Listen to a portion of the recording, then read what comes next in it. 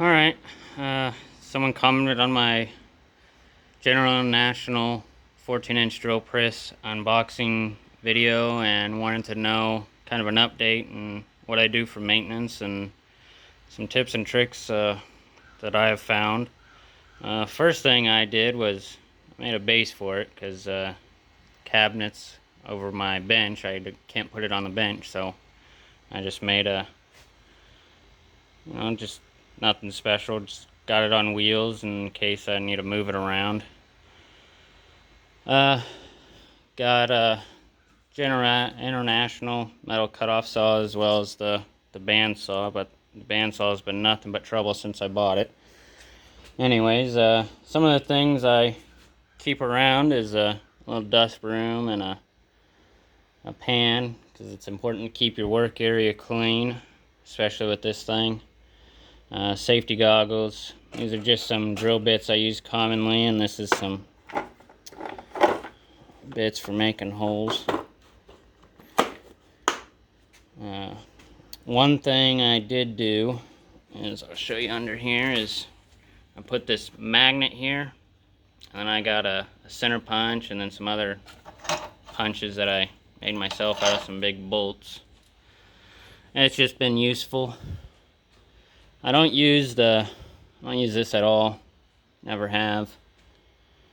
About the magnets, don't put any magnets near this.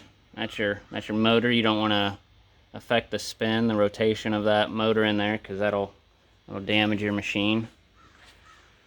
I took the bolt out ahead of time, but this guide up here is important. The rule of thumb that I believe is that the slower speeds is for metal, and the higher speed you go is faster the blade is going to spin, obviously, the more rotations per minute. And higher speed is for your woods, and slower speeds is for your metal.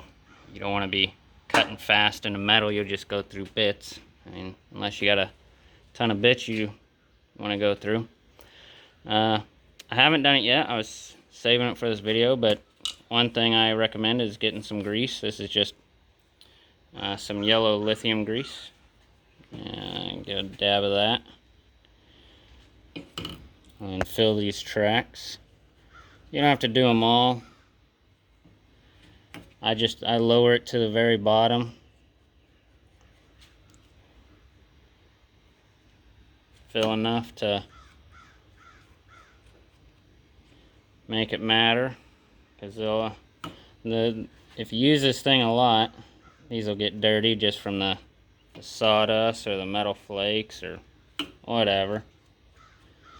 And then give the around here a good go, because if you're raising and lowering this a lot,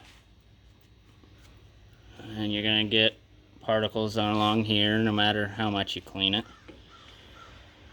And it'll just make the smooth operation that much better. I just get around the whole thing.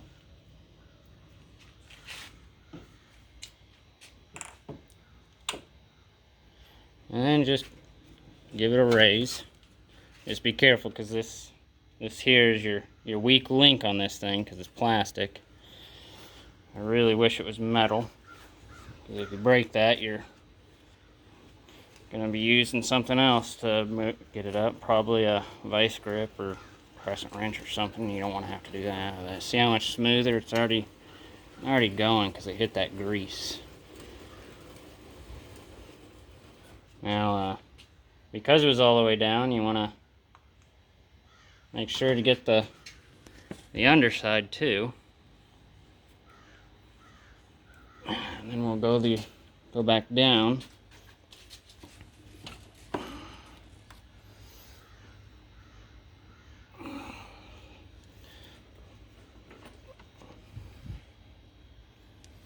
And then obviously do the same for the lower half, because it was all the way lowered, right? And this is just to make it so that when you have to move this thing up and down, it goes smooth. And let me tell you, it's better to have this thing go smooth than get stuck all the time.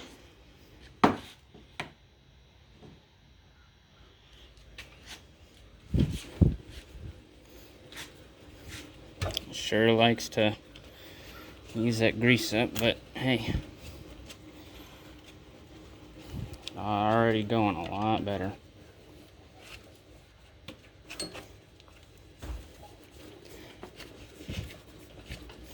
Alright, just go all the way up, all the way down.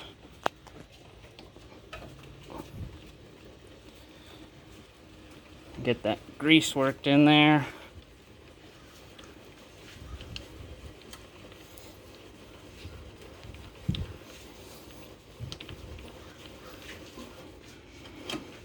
There you go. And this here, I'm gonna lower it some to show you.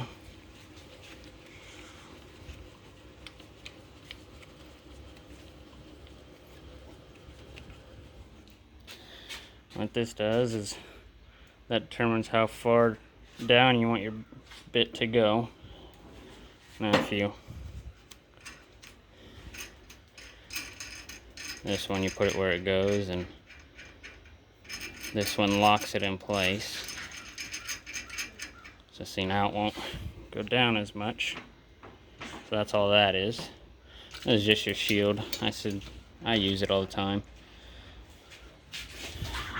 But this one back here, all that does is lock this so that moves side to side. Again, another reason to have grease on it, but that's really all there is to it. Hope that helps.